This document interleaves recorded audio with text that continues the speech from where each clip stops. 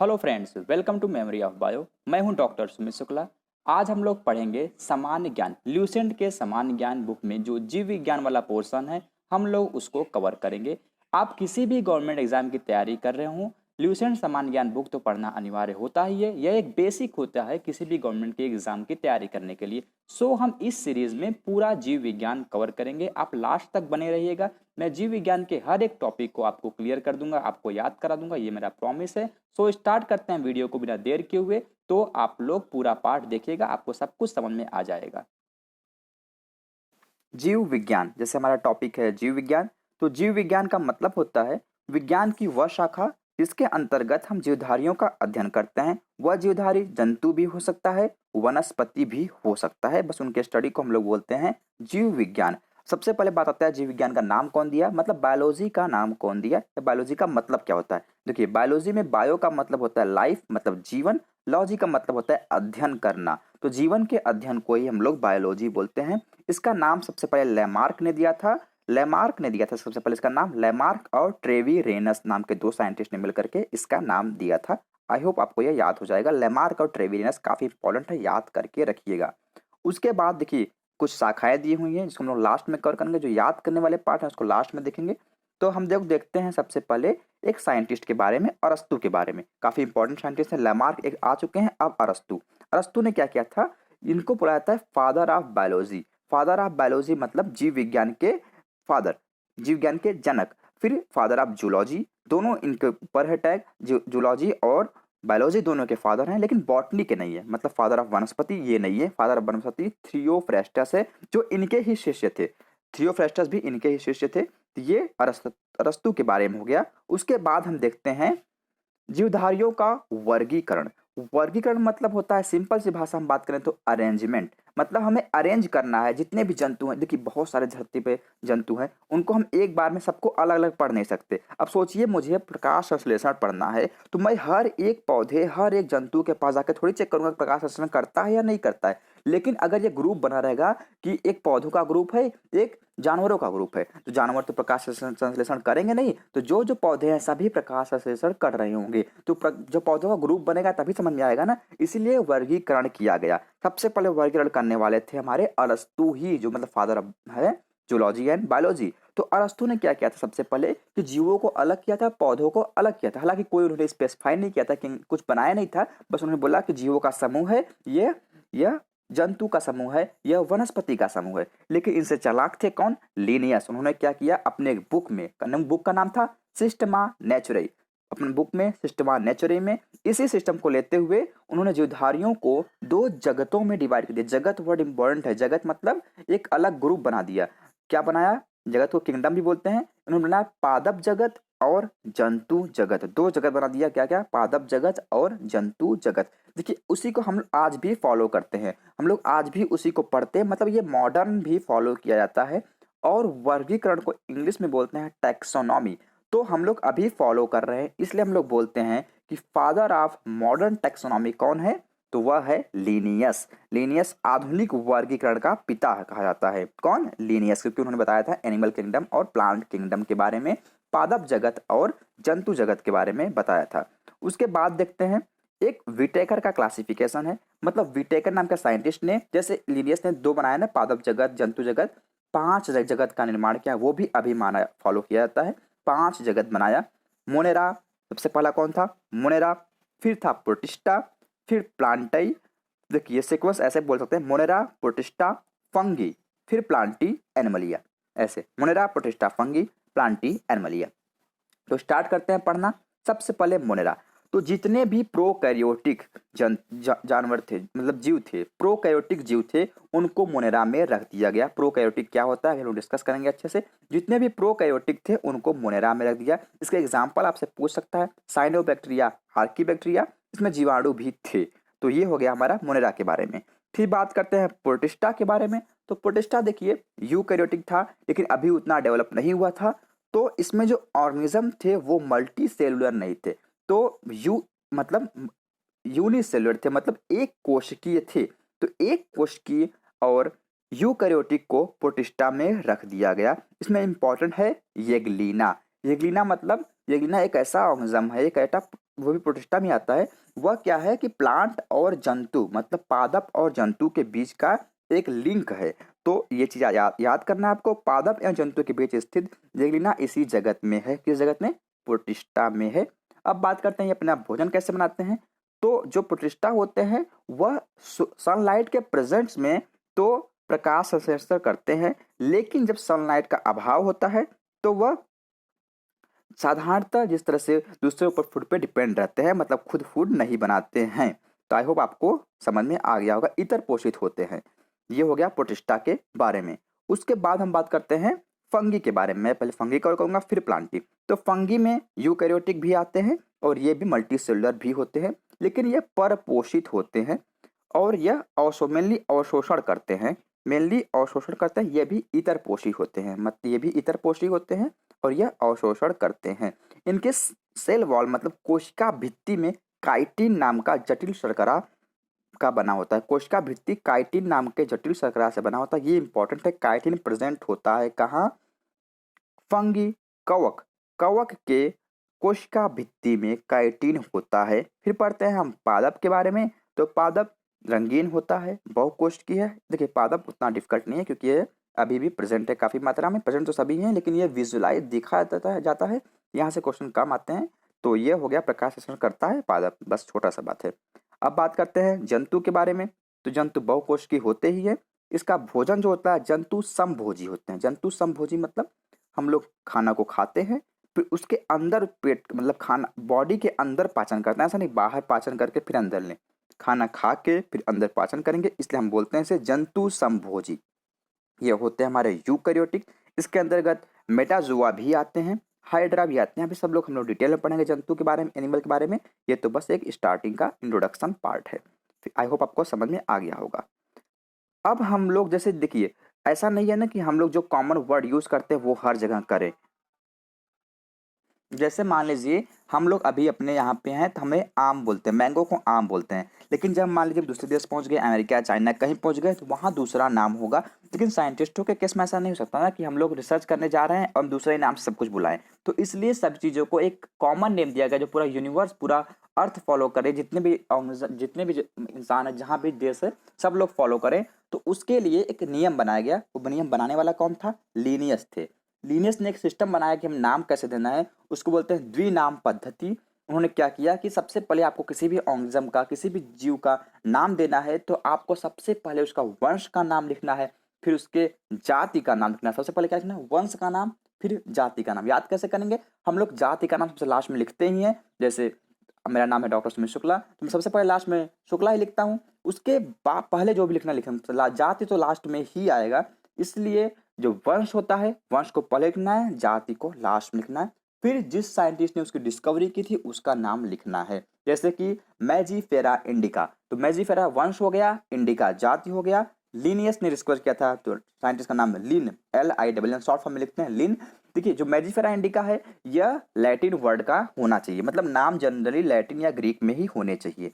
तो I hope आपको ये समझ में आ गया होगा द्विनाम पद्धति के बारे में। तो ये चार्ट दिखाई दे रहा है, इसको आपको याद करना है। याद नहीं होगा अगर आपको तो आप बोलिएगा, मैं इसका ट्रिक भी अपलोड करूंगा, लेकिन लास्ट में इसको आपको याद भी करवाऊंगा। तो आप जो रटने वाले एकदम रटने वाले पार्ट है उसको लास्ट वीडियो में कवर करेंगे, जिससे कि आप लोग एक अच्छा प्लेटफॉर्म मिल जाए जहाँ पे सब कुछ रटने वाला कवर हो जाए एक बार में, या जिसको बार बार आप रिपीट करके देख सकें। तो कॉन्सेप्चुअल पार्ट है अभी सीरीज में कंप्लीट करते हैं। और यह एक लाइन भी काफी इंपॉर्टेंट है। वर्गीकरण की आधारभूत इकाई जाति होती है, स्पीसीज होती है। मतलब जो क्लासिफिकेशन करते हैं सबसे लास्ट में सबसे स्पेसिफिक चीज होती है वह स्पीसीज होती है। ये आपको याद करना है। जाति सब आधारभूत इकाई है किसकी? वर्गीकरण की। उसके बाद हम लोग देखते हैं जब कोशिका विज्ञान के बारे में। कोशिका विज्ञान में पढ़ते हैं, सबसे पहले आता है जीव द्रव्य। जीव द्रव्य क्या होता है? इसका नाम सबसे पहले पुरकेंजे ने दिया था। किसने? पुरकेंजे ने, साइंटिस्ट ने दिया था सबसे पहले इसका नाम कोशिका द्रव्य के बारे में। फिर हम बात करते हैं इसको जीव द्रव्य के बारे में। सबसे पहले पुरकेंजे ने बोला था जीव द्रव्य होता क्या है। तो जितने भी जो क्रियाएं होती हैं, जितने भी रिएक्शंस होते हैं प्लांट में या फोटोसिंथेसिस जो भी प्रोसेस होता है, मैक्सिमम पार्ट होते हैं वह जीव द्रव्य के अंतर्गत ही आता है। सारी जैविक क्रियाएं जीव द्रव्य के अंदर होती हैं। इसको 2 पार्ट में डिवाइड किया गया था, 2 भाग में इसको बांटा गया। किसको? हमारे जीव द्रव्य को। बोला गया कोशिका द्रव्य या केंद्रक द्रव्य। देखिए कोशिका बड़ा चीज होता है, केंद्रक एक अंदर, बस उसके कोशिका के अंदर जो न्यूक्लियस है उसको केंद्रक बोलते हैं। तो कोशिका एक बड़ा है, तो कोशिका को हम लोग बोलेंगे क्या कि जो पार्ट, जो मतलब जीव द्रव्य का वह पार्ट जो कोशिका झिल्ली और केंद्रक के बीच में आता है उसको बोलते हैं कोशिका द्रव्य। ये बड़ा एरिया होता है। लेकिन जो केंद्रक होता है, केंद्रक द्रव्य, वो केंद्रक के अंदर प्रेजेंट द्रव्य को बोलते हैं केंद्रक द्रव्य। मतलब जो केंद्रक मतलब कोशिका झिल्ली और केंद्रक के बीच का जगह है वहां पे जो लिक्विड है उसको बोलेंगे कोशिका द्रव्य, और जो न्यूक्लियस के अंदर केंद्रक के अंदर है उसको बोलेंगे केंद्रक द्रव्य। आई होप आपको समझ में आ गया होगा। तो जो यह जीव द्रव्य होता है उसका मैक्सिमम पार्ट वाटर होता है, 80% भाग जल होता है। तो आई होप आपको यह चीजें याद करनी है कि 80% पार्ट वाटर होता है और मैक्सिमम अमाउंट में ऑक्सीजन प्रेजेंट होता है। ये चार ही एलिमेंट होते हैं, ऑक्सीजन, कार्बन, हाइड्रोजन, नाइट्रोजन, और भी बहुत होते हैं, मतलब ये मैक्सिमम एलिमेंट है। आप ऐसे याद कर सकते हैं जो क्या क्या मैक्सिमम में आता है, कौन, CHON, carbon, hydrogen, oxygen, nitrogen. Sequence में नहीं कितना परसेंटेज, बस चार आपको याद करने हैं कि चार नाम बताइए जो मैक्सिमम सेल में प्रेजेंट हो, जीव द्रव्य में प्रेजेंट हो, वह है कौन, CHON, carbon, hydrogen, oxygen, nitrogen. I hope आपको यह समझ में आ गया। उसके बाद हम लोग देखेंगे जीव द्रव्य के बाद कोशिका के बारे में पढ़ेंगे। अब बात करते हैं सेल की। देखिए सेल क्या है, बेसिक यूनिट ऑफ लाइफ, मतलब यह कार्यात्मक और संरचनात्मक इकाई है किसी भी जीवन का। सब मतलब हर जंतु सेल से ही बनते हैं, जंतु है या वनस्पति हो सब सेल से बनते हैं। बहुत से सेल मिलकर के ऊतक बनाते हैं, फिर ऊतक के बाद हमारा ऑर्गेनिज्म का निर्माण होता है। तो सबसे इंपॉर्टेंट होता है कोशिका। कोशिका क्या है, कार्यात्मक और संरचनात्मक इकाई है किसकी, जीवन की। तो याद करना है आपको, कोशिका सबसे सबसे इंपॉर्टेंट लाइन है, सबसे बेसिक लाइन है, सबको पता भी होता है कि कोशिका क्या है, कार्यात्मक और संरचनात्मक इकाई है। कोशिका के स्टडी को देखो, कोशिका मतलब होता है सेल, सेल अब लॉजी मतलब होता है पढ़ना या अध्ययन करना, तो कोशिका को स्टडी को बोलते हैं साइटोलॉजी। सबसे पहले इसकी डिस्कवरी रॉबर्ट हुक ने किया था 1665 में, मतलब 1665 में रॉबर्ट हुक ने इसका डिस्कवरी किया था। रॉबर्ट हुक अंग्रेज वैज्ञानिक थे। अब बात करते हैं कि अर्थ पर सबसे छोटी कोशिका कौन सी है, तो वह है माइकोप्लाज्म की कोशिका, मतलब वो माइकोप्लाज्म गैलीसेप्टिक्मा की कोशिका सबसे छोटी कोशिका मानी जाती है। किसकी, माइकोप्लाज्म गैलीसेप्टिक्यूमा। माइकोप्लाज्म गैलीसेप्टिक्यूमा, आप माइकोप्लाज्म याद करेंगे तो क्वेश्चन हो जाएगा। माइकोप्लाज्म गैलीसेप्टिक्यूमा, देखिए इसमें माइकोप्लाज्म गैलीसेप्टिक्यूमा है, मतलब माइकोप्लाज्म वंश का नाम होगा और गैलीसेप्टिक्यूमा जाति का नाम होगा। फिर बात करते हैं सबसे लंबी कोशिका, बात करें तो वह होती है तंत्रिका तंत्र की कोशिका, मतलब जो हमारे ब्रेन में प्रेजेंट होती है वह सबसे लंबी कोशिका होती है। और सबसे बड़ी कोशिका की बात करें तो शुतुरमुर्ग के अंडा भी एक कोशिका ही है, एक सेल ही है, वह सबसे बड़ी कोशिका मानी जाती है। उसके बाद हम बात करते हैं सिद्धांत के, कोशिका को स्टडी को किस तरह किसने डिफाइन किया, कोशिका होता क्या है, कोशिका सिद्धांत किसने दिया, दो साइंटिस्ट साइल्डेन एंड स्वान ने मिलकर के कोशिका सिद्धांत को दिया था। साइल्डेन एंड स्वान ने मिलकर के कोशिका सिद्धांत को दिया था। इसके अंतर्गत सबसे पहली बात तो बेसिक बात कि जीवन की उत्पत्ति कोशिका से ही होती है, मतलब कोशिका सबसे इंपॉर्टेंट चीज है किसी भी लाइफ को बनाने के लिए, जीवन को बनाने के लिए। फिर हर शरीर कोई भी ऑर्गेनिज्म हो उसमें जो कोशिका एक एक कोशिका से बना हो सकता है और बहुत से कोशिका से मिलकर भी बना सकता है। एक कोशिका मतलब हमारा हो गया एक कोश की, नहीं तो बहुकोश की, तो यह हो गया। उसके बाद कोशिका एक इकाई है, बहुत से कोशिका मिलकर के काम करते हैं एक साथ, एक उसको बोलते हैं वो भी बहुकोशिकी का ही लक्षण है। यह सिंपल सा उन्होंने सिद्धांत दिया था। उसके बाद हम बात करें अगर कि कोशिका को दो प्रकार में बांटा गया, प्रोकैरियोटिक और यूकैरियोटिक। प्रोकैरियोटिक वाले मोनेरा में आते हैं, यूकैरियोटिक वाले बाकी सभी यूकैरियोटिक होते हैं। फिर प्रोकैरियोटिक की बात करें कि देखिए प्रोकैरियोटिक में सबसे मोस्ट इंपॉर्टेंट जो है वह केंद्रक नहीं होता, मतलब इसमें केंद्रक पे कोई लेयरिंग नहीं होती है, केंद्रक को अलग डिफाइन नहीं। केंद्रक की क्या, जो भी कुछ भी चीजें माइटोकॉन्ड्रिया हो गया, अभी हम लोग पढ़ेंगे एंडोप्लाज्मिक रेटिकुलम हो गया, ये सब चीजें हो गई, तो इन सब चीजों को अलग नहीं किया जाता है। वह प्रोकैरियोटिक मतलब सब कुछ फैले हुए रहते हैं, एक सिंपल सी बात है, एक समझिए आंगन में सब लोग बैठे रहते हैं, कोई अलग अलग कमरा नहीं होता है। तो केंद्रक विकसित नहीं होता है और इसमें कोई आवरण घेर नहीं होता है, मतलब केंद्र के आगे कोई आवरण नहीं लगा होता है। ये सबसे पहले प्रोकैरियोटिक लक्षण होता है। और उसके बाद बात करते हैं इसमें हिस्टोन प्रोटीन नहीं होते कि हिस्टोन प्रोटीन एक प्रोटीन प्रोटीन नहीं होता है। जब हम बात करते हैं हमारे डीएनए की, तो जो हमारा क्रोमोसोम है वो काफ़ी लंबा होता है, तो उसको पैक करने के लिए, उसको शॉर्ट फॉर्म में लाने के लिए, कंडेंस करने के लिए, सिकुड़ने के लिए histone protein important role play करता है। लेकिन इसमें हिस्टोन प्रोटीन नहीं होता है, इसलिए इस वह डीएनए वो क्रोमोसोम सिकुड़ नहीं पाता है, मतलब वो कंपैक्ट फॉर्म में पैकिंग नहीं हो पाती है उसकी। तो जब क्रोमोसोम की पैकिंग नहीं हो पाती है तो पैक्ड पार्ट को बोलते हैं क्रोमेटिन। हिस्टोन नहीं है इसलिए पैकिंग नहीं हो रही है, इसलिए क्रोमेटिन बन नहीं पा रहा है। तो आई होप आपको समझ में आ गया होगा हिस्टोन प्रोटीन न होने से क्या प्रॉब्लम होती है। मतलब पूरा क्रोमोसोम एक धागे की तरह फैला हुआ रहता है, पैकिंग नहीं हो पाती है। समझिए जो रील है, रील को गोला नहीं बना पा रहे हैं हम लोग, केवल ऐसे धागा फेंका हुआ है। तो ये हो गया हमारा प्रोकैरियोटिक के बारे में। फिर बात करते हैं यूकैरियोटिक के बारे में। तो यूकैरियोटिक में वेल डिफाइंड आवरण होता है, मतलब केंद्रक प्रेजेंट होता है, बहुत अच्छे से केंद्रक है, हिस्टोन प्रोटीन भी है, तो पैकिंग भी अच्छी हो रही है। और सभी ऑर्गेनल मतलब माइटोकॉन्ड्रिया इन सब के भी लेयर्स, आउटर लेयर होते हैं। दूसरी बात, इसमें केंद्रिका प्रेजेंट होती है। जैसे देखिए कोशिका हो गया, कोशिका के अंदर केंद्रक है, तो केंद्रक के अंदर भी एक सेंटर होता है, उसको बोलते हैं कोशिका। उसके बारे में अभी हम लोग पढ़ेंगे। तो आई होप आपको समझ में आ रहा होगा। उसके बाद हम देखते हैं प्रोकैरियोटिक और यूकैरियोटिक में डिफरेंस काफी इंपॉर्टेंट है। कोशिका भित्ति की बात कर लें तो कोशिका भित्ति प्रोकैरियोटिक का प्रोटीन और कार्बोहाइड्रेट का बना होता है, लेकिन यूकैरियोटिक का सेल्यूलोज का बनता है। माइटोकॉन्ड्रिया प्रोकैरियोटिक में नहीं होता है, यूकैरियोटिक में प्रेजेंट होता है। देखिए माइटोकॉन्ड्रिया हो ना हो उसमें मटेरियल तो प्रेजेंट है, बस उसकी आउटर लेयरिंग नहीं है, इसलिए अलग रूम नहीं बन पाया है, ऐसे समझिए। एंडोप्लाज्मिक रेटिकुलम अनुपस्थित होता है, यूकैरियोटिक में उपस्थित होता है। राइबोसोम देखिए इंपॉर्टेंट है, प्रोकैरियोटिक में 70s, यूकैरियोटिक में 80s, यूकैरियोटिक में 80s और प्रोकैरियोटिक में 70s। गोल्गी कैज अनुपस्थित, उपस्थित। केंद्रक झिल्ली अनुपस्थित, उपस्थित। लाइसोजाम अनुपस्थित, मतलब सब कुछ तो अनुपस्थित ही होता है प्रोकैरियोटिक में, यूकैरियोटिक सब कुछ प्रेजेंट होता है, कोई बड़ी बात नहीं है उसमें। बस डीएनए की बात करें तो वो एकल सूत्र में होता है, पूर्ण रूप से वो पैक नहीं होता है, लेकिन उसमें यूकैरियोटिक में होता है। फिर कशाभिता, कशाभिका केवल एक तंतु होता है, उसमें 11 तंतु होते हैं, अभी हम लोग सब लोग पढ़ेंगे उसके बारे में। केंद्रक, केंद्रिका अनुपस्थित, उपस्थित, ये सब चीजें हम लोग डिस्कस करेंगे। आप एक बार स्क्रीनशॉट्स लेके पढ़ लीजिए, वैसे कोई ज्यादा डिटेल में इसकी जरूरत नहीं है, बस स्टार्टिंग के जो थे वो काफी इंपॉर्टेंट थे। फिर बात करते हैं कोशिका भित्ति के बारे में। कोशिका भित्ति सबसे पहली बात तो ये केवल पादप में ही पाया जाता है, केवल पादप में और कवक में, कवक में ही पाया जाता है। तो पादप और कवक में ही पाया जाता है, कवक में लेकिन दूसरा उसका कंपोजिशन दूसरा होता है, वो पूरी तरह से नहीं बोल सकते कोशिका भित्ति, उसमें काइटिन प्रेजेंट होता है, मैंने बताया अभी आपको। तो ये मेनली पादप का कैरेक्टरिस्टिक है। यह सेलुलोज का बना हुआ होता है, किसमें, पादप में।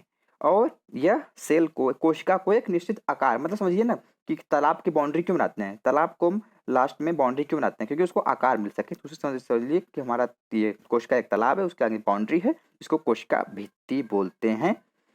फिर यह जीवाणुओं का कोशिका भित्ति पेप्टाइडोग्लाइकन का बना, जीवाणु मतलब जैसे हमारा मोनेरा, मोनेरा में भी कोशिका भित्ति प्रेजेंट होता है, तो वह पेप्टाइडोग्लाइकॉन का बना है। लेकिन कवक में बना है किसका, काइटिन का, और प्लांट में बना है किसका, सेलुलोज का, आपको ये याद करना है। फिर बात आता है कोशिका झिल्ली, सेल मेम्ब्रेन के बारे में बताते हैं। तो अगर हम बाहर से अंदर जाए कोशिका का ना, सबसे पहले आपको मिलेगा कौन सा गेट, कोशिका भित्ति का, उसके बाद मिलेगा कोशिका झिल्ली का, भित्ति के बाद झिल्ली।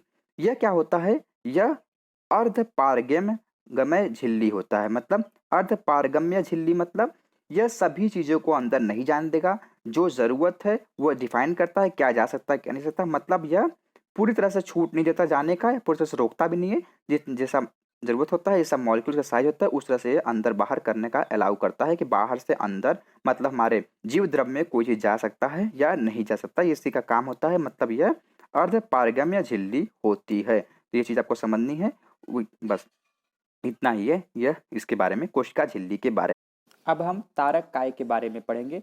तारक काय के लिए सबसे जरूरी बात यह होती है कि यह केवल जंतु कोशिकाओं में ही पाया जाता है, यह पादप कोशिकाओं में या पौधों वाली कोशिकाओं में नहीं पाया जाता है।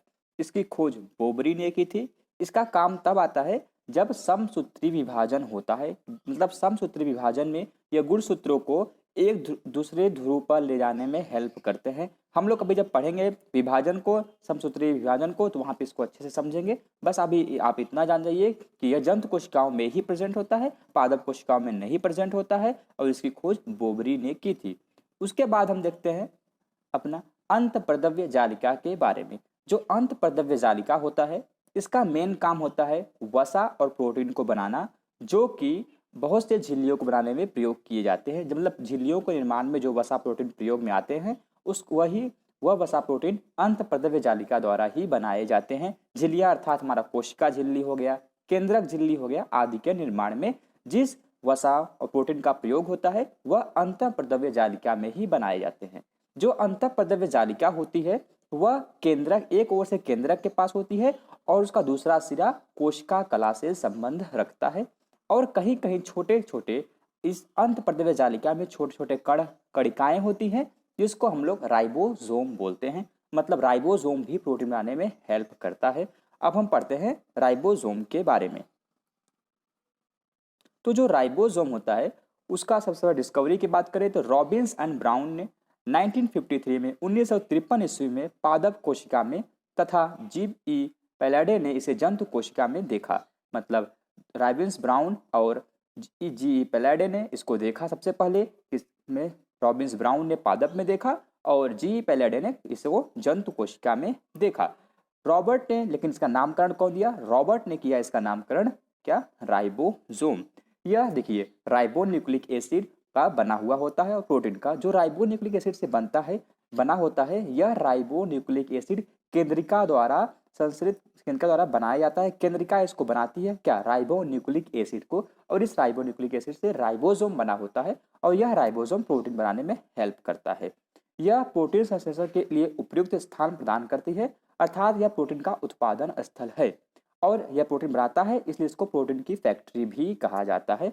आई होप आपको राइबोसोम समझ में आया। देखिए जो स्तनी होते हैं उनके लाल रुधिर में आरबीसी में राइबोसोम और अंतःप्रद्रव्य जालिका दोनों एब्सेंट होते हैं। वैसे भी उनमें बहुत सी चीजें एब्सेंट होती हैं तो ये भी आप याद कर लीजिए कि राइबोसोम और अंतःप्रद्रव्य जालिका भी एब्सेंट होती है। स्तनी के लाल रुधिर में आरबीसी भी नहीं होता है, वो बात अभी मतलब आरबीसी में न्यूक्लियस भी नहीं होता, केंद्रक भी नहीं होता, वो भी आप नोट कर लीजिएगा। उसके बाद हम बात करें राइबोसोम के बाद आता है माइटोकॉन्ड्रिया। सबसे पहले माइटोकॉन्ड्रिया का काम क्या होता है? यह क्या करता है? माइटोकॉन्ड्रिया मेनली एनर्जी बनाने के लिए यूज आता है। मतलब माइटोकॉन्ड्रिया का मेनली क्या काम होता है? हमारे खाने से फाइनली एनर्जी निकालना माइटोकॉन्ड्रिया का काम होता है। इसलिए इसको कोशिका का शक्ति केंद्र कहते हैं, मतलब power house of the cell कहते हैं। इसमें होता क्या है कि जब हम लोग जो भोजन लेते हैं तो उस भोजन से श्वसन स्थल, यह कोशिका का श्वसन स्थल है ऐसा बोला जाता है। इसका मतलब ये नहीं कि यहाँ से हम लोग सांस लेते हैं, कोशिका सांस लेती है। यहाँ से जो हम लोग सांस लेते हैं, जो ऑक्सीजन लेते हैं उसका प्रयोग किया जाता है और खाने से एनर्जी निकालने के लिए ऑक्सीजन का प्रयोग किया जाता है। मतलब हमारे भोजन का समझिए हम लोग कार्बोहाइड्रेट ले रहे हैं, कार्बनिक पदार्थ ले रहे हैं, तो उस कार्बनिक पदार्थ का ऑक्सीकरण किया जाता है। तो कार्बनिक पदार्थ के ऑक्सीकरण से काफी मात्रा में ऊर्जा निकलती है और इसलिए इसको बोला जाता है कोशिका का शक्ति केंद्र। और इस ऊर्जा को एटीपी, एडिनो ट्राइफॉस्फेट के फॉर्म में स्टोर किया जाता है। तो मेनली क्या याद करना है कि माइटोकॉन्ड्रिया कोशिका का शक्ति केंद्र है, यहाँ पर कार्बनिक पदार्थों का ऑक्सीकरण करके एनर्जी बनाया जाता है। इसका खोज सबसे पहले अल्टमैन ने किया था और बेंडा ने इसका नाम माइटोकॉन्ड्रिया रखा था। अल्टमैन ने खोज किया, इसको अल्टमैन भी बोल सकते हैं आप लोग, और बेंडा ने इसका नामकरण किया था। फिर एक नोट है कि डीएनए केंद्रक के अलावा देखिए हाँ ये भी बात है कि हम लोग जानते हैं डीएनए हमारा केंद्रक में प्रेजेंट होता है, लेकिन यह माइटोकॉन्ड्रिया और हरित लवक में भी पाया जाता है। कौन? डीएनए माइटोकॉन्ड्रिया और हरित लवक में पाया जाता है और केंद्रक में तो पाया ही जाता है। उसके बाद हम लोग देखते हैं, अब आता है हमारा गोल्गी काय। इसका खोज कैमिलो गोल्जी ने किया था। देखिए यह सूक्ष्म नलिकाओं एवं थैलियों का बना हुआ होता है, सूक्ष्म नलिकाओं और थैलियों का बना होता है। इसका काम क्या होता है? जो प्रोटीन हमारा राइबोसोम बनाया है, जो प्रोटीन हमारा राइबोसोम से बना है उसको पैक करना और जरूरत मतलब गंतव्य स्थान पर पहुंचाना इसका काम होता है। किसका? गोल्जी काय का, कि यह पैकिंग करता है। मतलब जो प्रोटीन बनता है, प्रोटीन पदार्थ या अन्य पदार्थ कोई भी हो, उसको पुटिकाओं के अंदर भरता है और उसे गंतव्य स्थान तक पहुंचाता है। यह गंतव्य स्थान सेल के कोशिका के अंदर भी हो सकता है, कोशिका के बाहर भी हो सकता है। अगर कोशिका के बाहर है तो उसे कोशिका झिल्ली को क्रॉस करना पड़ेगा, तो वहां पे पुटिकाएं हेल्प करती हैं, और अंदर है तब भी यह पुटिकाओं के अंदर से पहुंचा दिया जाता है। इसलिए इसको यातायात का प्रबंधक कहा जाता है। गोल्जी काय को इसीलिए यातायात का प्रबंधक कहा जाता है। और इसका कुछ एक्स्ट्रा भी काम है। यह कोशिका भित्ति और लाइसोसोम के निर्माण में भी सहायक होता है, वहाँ पर भी यह अपना रोल प्ले करता है। कोशिका भित्ति एंड लाइसोसोम, अभी लाइसोसोम के बारे में हम लोग पढ़ेंगे, तो वहाँ भी यह सहायक होता है। यह साधारण शर्करा से कार्बोहाइड्रेट का संश्लेषण करता है। गोल्गी कॉम्प्लेक्स में साधारण शर्करा से कार्बोहाइड्रेट का संश्लेषण होता है। देखिए जो प्रोटीन आता है वहाँ भी कार्बोहाइड्रेट लगा दिया जाता है, समझिए ग्लूकोज लगा दिया जाता है, इसलिए उसको बोलते हैं ग्लाइकोप्रोटीन। तो यहाँ से ग्लाइकोप्रोटीन का भी निर्माण होता है। तो आई होप आपको गोल्गी काय समझ में आया। उसके बाद हम लोग देखते हैं लाइसोसोम के बारे में। लाइसोसोम को आत्मघाती थैली बोला जाता है। यह मेनली एसिडिक होता है। इसका काम क्या होता है, अगर कोई भी कोशिका के अंदर कोई भी भाग अगर प्रॉब्लम क्रिएट कर रहा है या वो यूजफुल नहीं है, वेस्ट है, ज़्यादा फालतू एनर्जी यूज़ कर रहा है लेकिन कोई काम का नहीं, मतलब खराब हो चुका, समझिए खराब चीज़ों को नष्ट करने का काम किसका होता है, लाइसोसोम का होता है। इसलिए इसको आत्मघाती थैली बोलते हैं। यह खुद पे प्रहार करता है, उसको खत्म कर देता है। तो लाइसोसोम में कुल 24 प्रकार के एंजाइम पाए जाते हैं। कुल 24, ये भी याद करना, 24 प्रकार के एंजाइम पाए जाते हैं। इसकी खोज डी डुवे नामक वैज्ञानिक ने की थी। यह सूक्ष्म गोला इकरी झिल्ली से घिरी थैली जैसी रचना होती है। देखिए माइटोकॉन्ड्रिया हो गया, न्यूक्लियस हो गया, इसमें 2 झिल्लियां होती हैं लेकिन इसकी बाउंड्री में एक ही झिल्ली होती है। ये भी इंपॉर्टेंट है।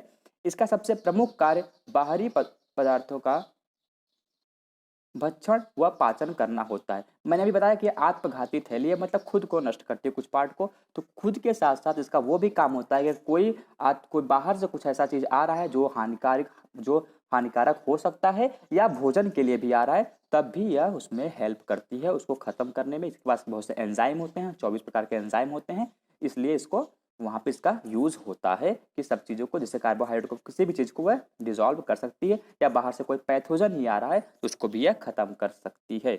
स्तनधारियों के लाल रक्त कणिका में लाइसोसोम नहीं पाया जाता है। देखिए वहाँ पे बहुत सी चीज़ें नहीं पाए जाते हैं, तो आपको लाइसोसोम और रफ एंडोप्लाज्मिक रेटिकुलम तो याद ही करना है, वो दोनों पाए नहीं जाते हैं। अब बात करते हैं हम लोग लवक के बारे में। देखिए लवक केवल पादप कोशिकाओं में ही पाया जाता है। यह 3 प्रकार के होते हैं, हरित लवक, अवर्णी लवक और वर्णी लवक।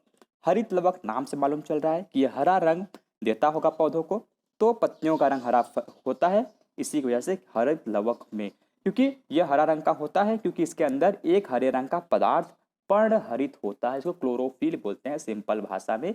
तो क्लोरोप्लास्ट में, हरित लवक में क्लोरोफिल प्रेजेंट होता है। इसका काम मुख्यतः प्रकाश संश्लेषण में हेल्प करता है। यह भोजन बनाने के काम आता है पौधों के, इसलिए हरित लवक को पादप कोशिका का रसोई भी कहते हैं। ये भी इंपॉर्टेंट है। पादप कोशिका का रसोई कौन है, तो वह होता है हरित लवक। उसके बाद हम बात करते हैं अवर्णी लवक के बारे में। अवर्णी लवक रंगहीन लवक होता है।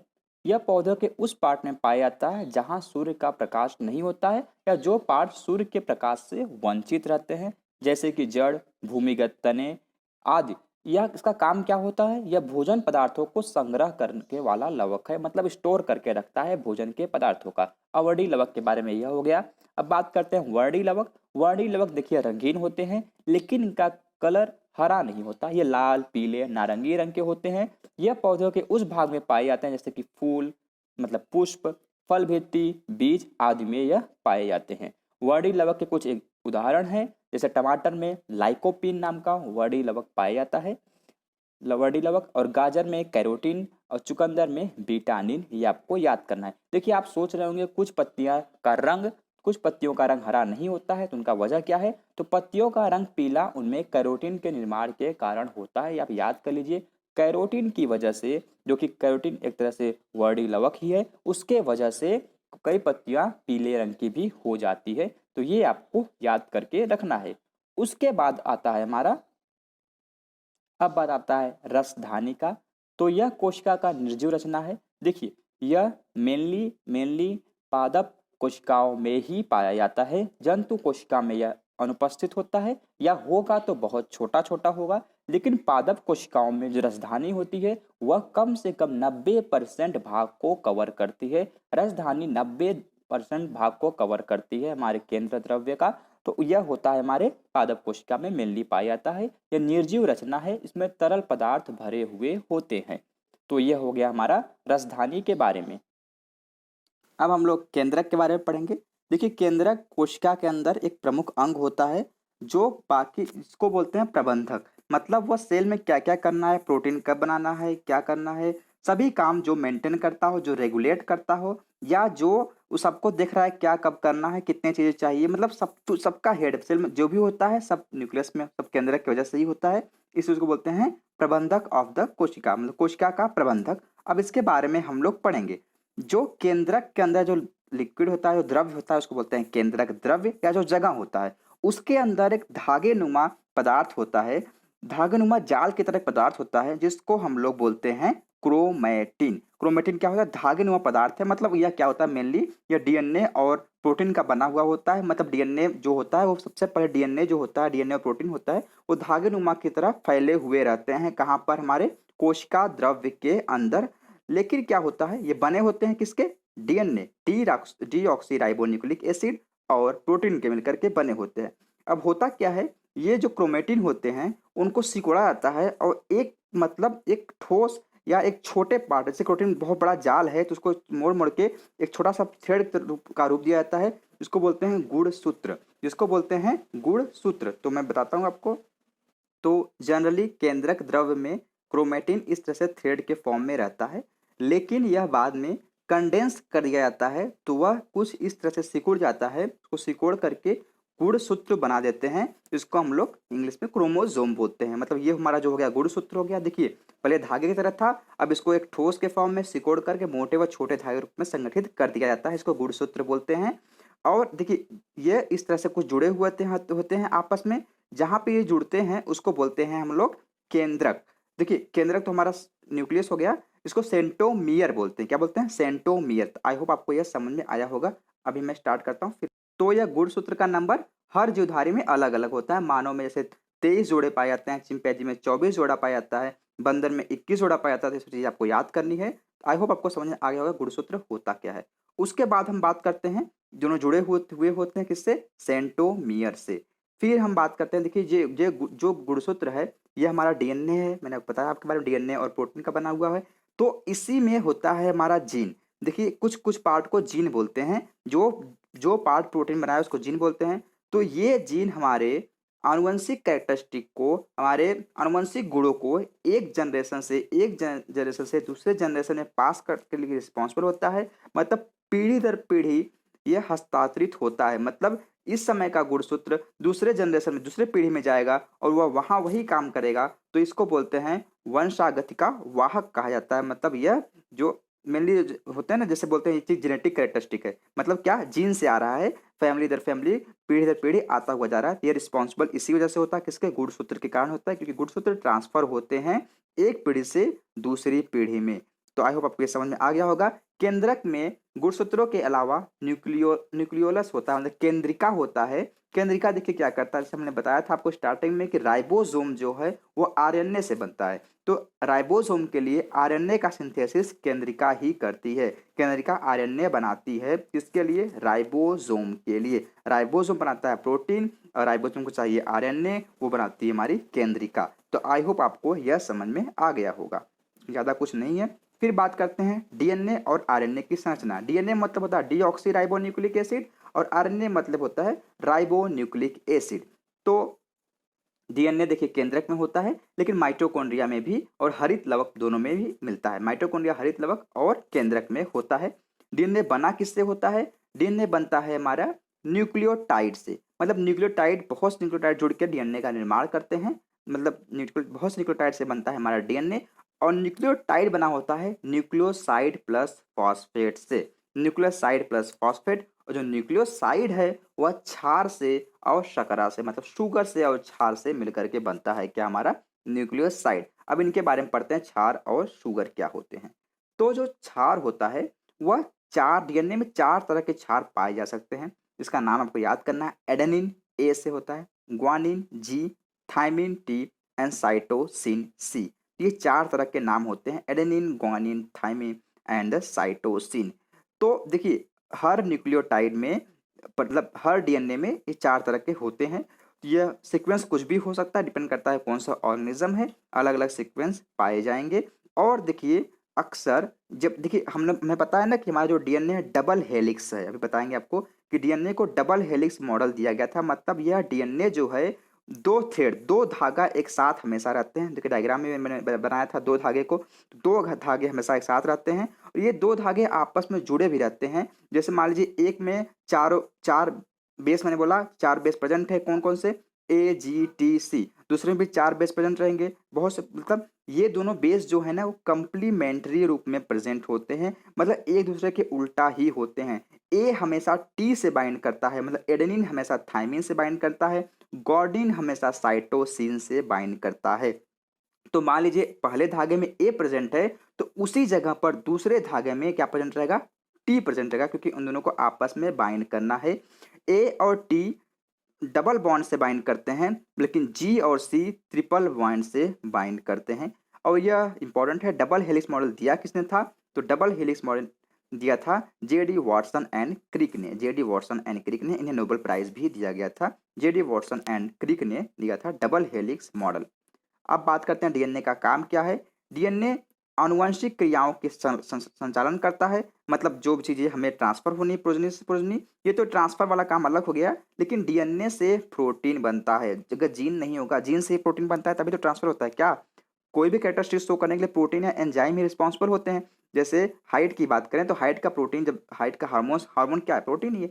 तो हार्मोन्स जब आएंगे तो हार्मोन्स की वजह से ग्रोथ होगा, तो मतलब मेनली जीन का ही रिस्पॉन्सिबिलिटी है। जीन जब तक बनाएगा नहीं प्रोटीन तब तक कुछ नहीं होने वाला है। तो डीएनए का ही काम होता है क्या, प्रोटीन को बनाना। लेकिन देखिए क्या होता है, सबसे पहले डीएनए को बनाया जाता है आरएनए, फिर आरएनए ही बनाता है हमारा, आरएनए और राइबोसोम मिलकर बनाते हैं प्रोटीन। तो डीएनए सबसे पहले आरएनए बनता है। तो आरएनए का निर्माण कहाँ से होता है, वह डीएनए से ही होता है। किसका निर्माण, आरएनए का निर्माण डीएनए से ही होता है। देखते हैं क्या लिखा हुआ है, डीएनए से ही आरएनए का संश्लेषण होता है। इस क्रिया में डीएनए की एक श्रृंखला पर आरएनए के न्यूक्लियोटाइड आकर जुड़ जाता है। डीएनए की एक श्रृंखला पर आरएनए का न्यूक्लियोटाइड आकर जुड़ जाता है और फर्दर आरएनए बनता चला जाता है, मतलब कॉपी होता चला जाता है। इस प्रकार एक स्थानीय डीएनए आरएनए संकर का निर्माण होता है। इसमें नाइट्रोजन बेस थायमिन के स्थान पर यूरेसिल, ये काफी इंपॉर्टेंट है। मैंने बोला डीएनए में चार नाइट्रोजन बेस होते हैं ना, thymine, uracil, sorry thymine, cysteine, adenine, guanine. लेकिन थायमिन की जगह पर जब यूरेसिल आ जाए तो समझ लीजिए कि वो आरएनए है। थायमिन की जगह पर यूरेसिल आरएनए में होता है, ये इंपॉर्टेंट लाइन है, आपको याद करनी है। उसके बाद हम बात करते हैं आरएनए के तीन टाइप होते हैं, इनके काम के हिसाब से। देखिए डीएनए से आरएनए बना, ये तीन तरह का आरएनए बन सकता है, आरआरएनए, टीआरएनए, एमआरएनए। एक बार ध्यान सुनिएगा, जब प्रोटीन बनाना तो होता क्या है, सबसे पहले एक समझिए कोड आता है, मतलब एक नंबर आता है।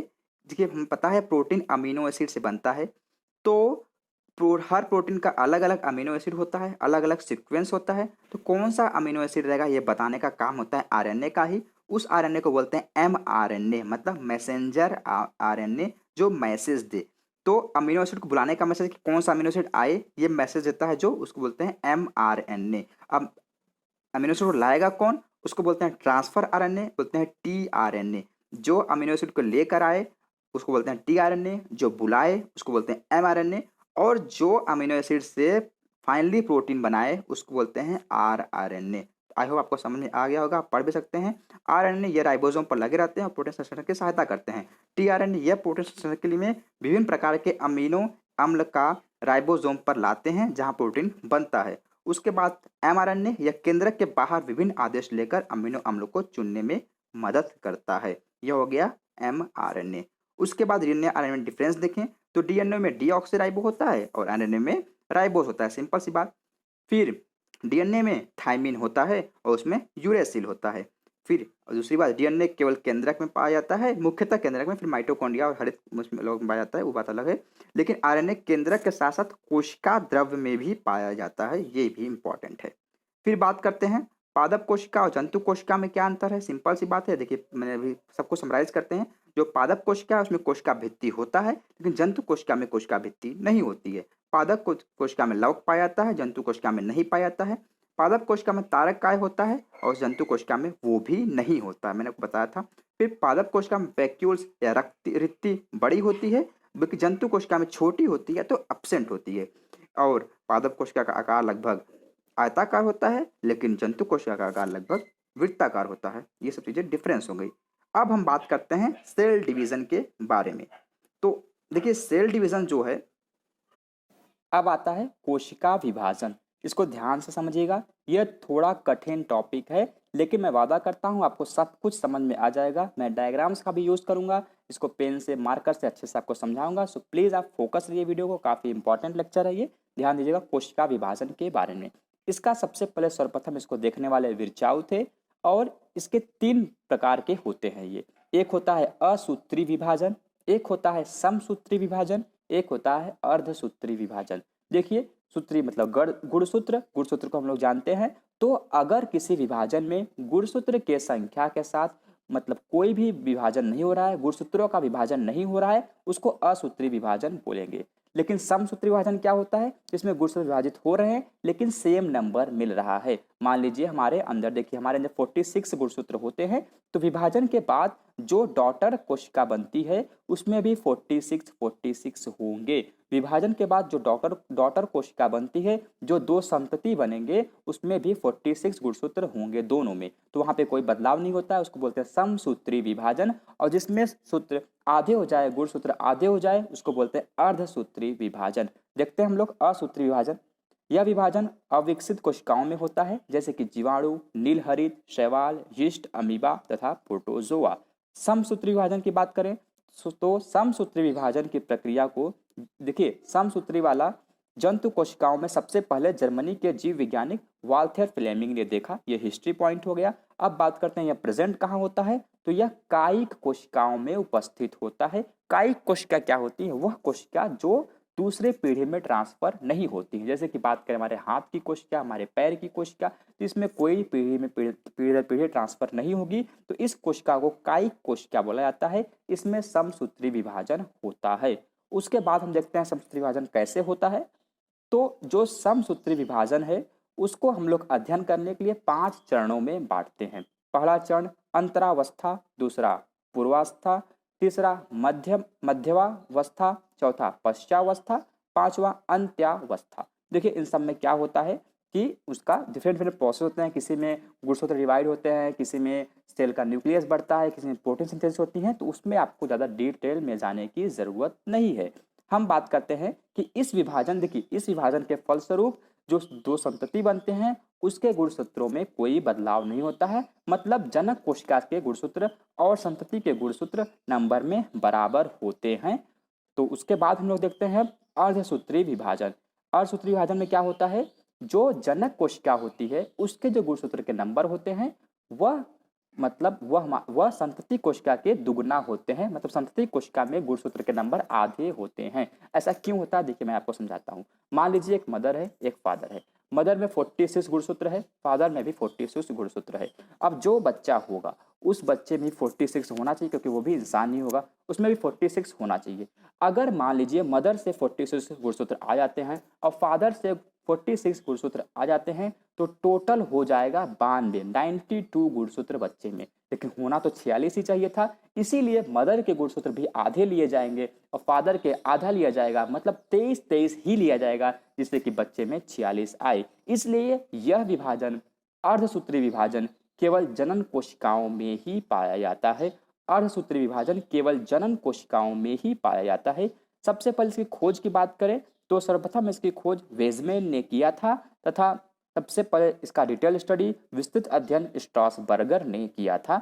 और फॉर्मर तामुरे ने सबसे पहले इसका नेमिंग किया था। फॉर्मर तामुरे ने इसको नेम दिया था क्या, मियोसिस या अर्धसूत्री विभाजन का नाम दिया था। और वेजमैन ने इसको सर्वप्रथम खोज किया था। स्ट्रासबर्गर ने सबसे पहले इसका विस्तृत अध्ययन किया था।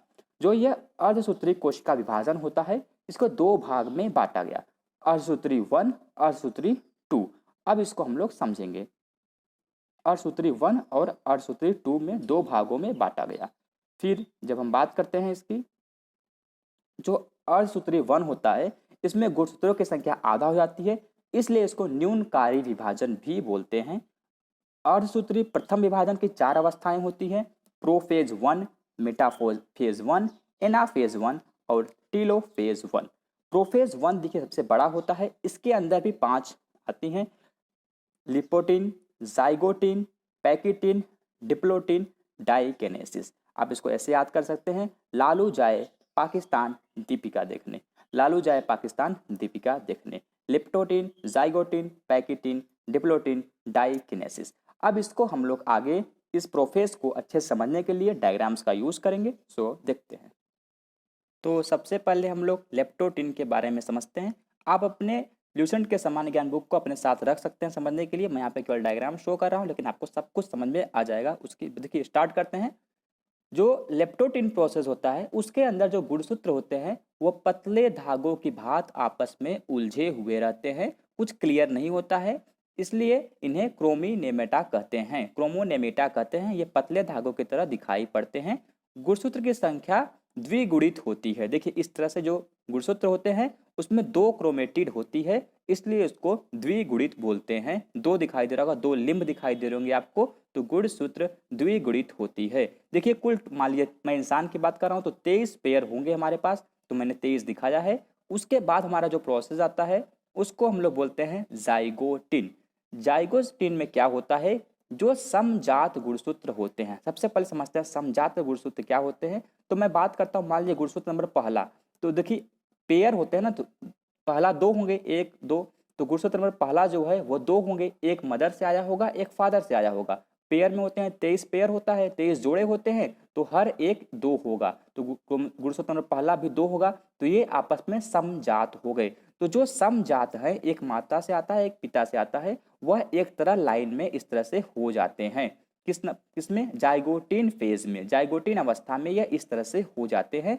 और जब हमने बात किया था जाइगोटिन अवस्था में यह इस तरह से हो जाते हैं। फिर हमने सेंट्रियोल के बारे में बात किया था। जो ग्रीन रंग का दिखाई दे रहा है वो सेंट्रियोल है, यह अपोजिट ध्रुव पर चला जाता है, विपरीत ध्रुव पर चला जाता है। देखिए इस तरह से जो मैंने बताया है कि यह सिनेप्सिस का फॉर्मेशन हुआ है। जो समजात गुणसूत्र थे एक तरह से लाई हो गए, नीचे हॉरिजॉन्टली प्लेस हो गए, वह इस तरह से दिखाई देते हैं। हालांकि इनमें क्रोमेटिड है वो अभी क्लियरली दिखाई नहीं देता। जो मैंने रेड रंग से दिखाया आपको वह क्लियरली दिखाई नहीं देता, वह समझिए जिस तरह से ब्लैक रंग से दिखाया है बस उस तरह से धुंधला धुंधला दिखाई देता है। अभी क्रोमेटिड के नंबर 2 दिखाई नहीं दे रहे हैं, लेकिन पैकिटिन फेस में यह 2 दिखाई देने लगते हैं और यह कुछ इस तरह से एक दूसरे से चिपक जाते हैं, कुछ इस तरह से एक दूसरे से चिपक जाते हैं। देखिए इस डायग्राम में आप देखिए यह एक दूसरे से कैसे चिपके हुए हैं। अब क्या होगा, देखिए जो रेड रंग का है, समझिए रेड रंग वाला जो है वह मदर से आया है और ग्रीन रंग वाला फादर से आया है। तो यह इस तरह से चिपक गए, किस फेस में, पैकिटिन फेस में। कुछ इसमें बदलाव होगा, कुछ पार्ट फादर वाला टूट के मदर वाले में अटैच हो जाएगा और मदर वाला टूट के फादर वाले में अटैच हो जाएगा। इसी प्रोसेस को बोलते हैं क्रॉसिंग ओवर, इसी को क्रॉसिंग ओवर नाम से जाना जाता है। और देखिए यह एक्स शेप का फॉर्मेशन दिखाई दे रहा है, इस एक्स शेप को काइएज्माटा बोला जाता है। आपको समझ में आ रहा है, इस एक्स शेप को काइएज्माटा बोला जाता है। तो क्रोमोसोम इस फेस में, पैकिटिन फेस में कुछ इस तरह से एक दूसरे से चिपक जाते हैं और इसमें बदलाव होता है। कुछ पार्ट मदर वाला फादर में अटैच हो जाता है, फादर वाला मदर में अटैच हो जाता है।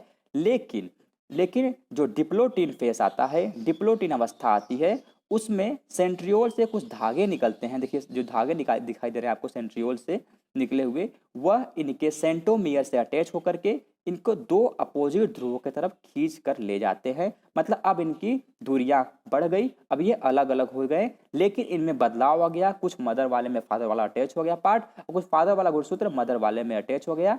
तो यह हुआ किस फेज में, डिप्लोटिन फेज में। मतलब जो काइज्माटा या जो एक्स शेप का फॉर्मेशन हुआ था वो खत्म हो गया, इसलिए इसको बोलते हैं कि काइज्माटा का अंत्यकरण किसमें होता है, डिप्लोटिन में होता है।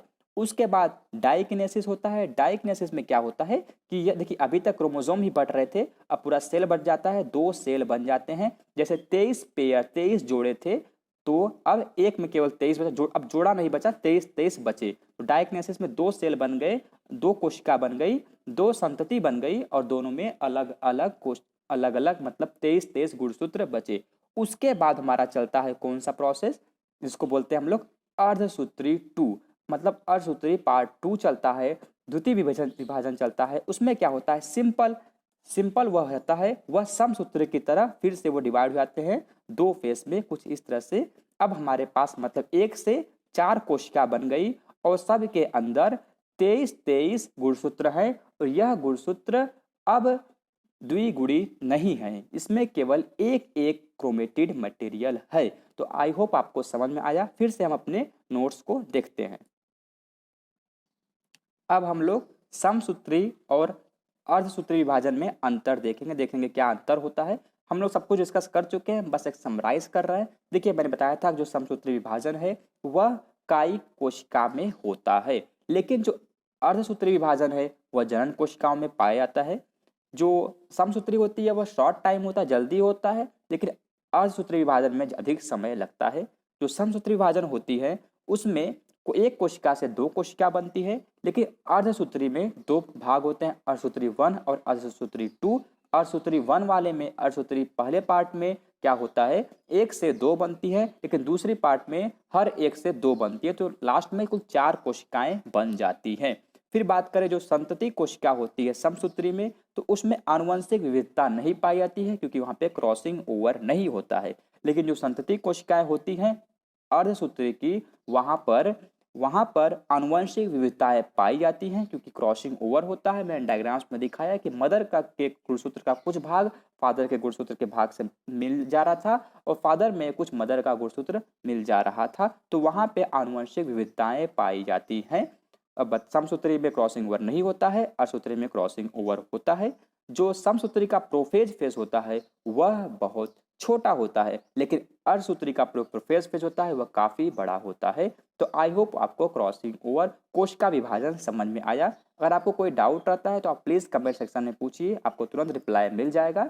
तो आई होप आपको यह वीडियो अच्छा लग रहा होगा। हम ल्यूसेंट के समान विज्ञान को पूरा जो जीव विज्ञान वाला पार्ट है उसको अभी हम कवर कर रहे हैं। अगले वीडियो में हम लोग पढ़ेंगे जैव विकास और आनुवंशिकी के बारे में। तो अगर वीडियो अच्छा लग रहा है प्लीज लाइक कर दीजिए और सब्सक्राइब करिए जिससे कि हम अगले वीडियो का अपडेट आप तक पहुंच पाए। So thanks for watching the video. मिलते हैं नेक्स्ट वीडियो में।